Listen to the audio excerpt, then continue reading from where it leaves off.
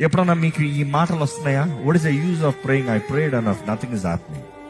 ఏం జరగట్లే, ఇంత ప్రార్థన చేసా ఏం కలగట్లే, ఏ ప్రార్థన చేస్తానన్నా దేవుడు జవాబు అవ్వట్లే. దేవుడు అంటాడు విసిగిపోవద్దు, ప్రార్థన చేస్తూనే ఉండు. నాట్ లూజ్ హార్ట్, హృదయాన్ని కోల్పోకూడదంట, అలసిపోకూడదంట, వేసారిపోకూడదంట. ఇంకెన్నిసార్లు ప్రార్థన చేయాలి? ప్రార్థన చేసి ఏం ప్రయోజనం? కానీ నువ్వు ప్రార్థన చేసేటప్పుడు నీ ఉద్దేశం ఎలా ఉండాలంటే దేవుడు కార్యం జరిగిస్తాడు, కార్యము జరిగించాలి. ప్రే విత్ ఫెయిత్, విశ్వాసముతో ప్రార్థన చేయండి అనేది యేసు ప్రభు చూపిస్తూ, ఈరోజు ఎంతమంది నిజంగా మీరు దేవుని దగ్గర ఆగక అలియక వెళ్ళి ప్రార్థన చేస్తున్నారు? It could be for your sickness, it could be for your disabilities, it could be your finances, it could be your mental torture, what ever. ఈరోజు ఎంతో మంది ఎన్నో రకాల మెంటల్ టార్చర్లో వేదన పడుతున్నారు.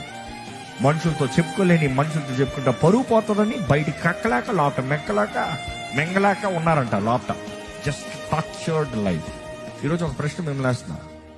The reason you are not getting answers in your life is because you are not being persuading, or is it because God is delaying? దేవుడు ఆలస్యం చేస్తాం కాదు. అక్కడ నువ్వు దివారాత్రులను అడగలేదు కాబట్టి ఆయన త్వరగా చేయలే.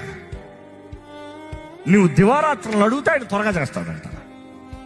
If you are persistent in your prayer life, God is saying నీకు త్వరగా జవాబు వస్తుంది.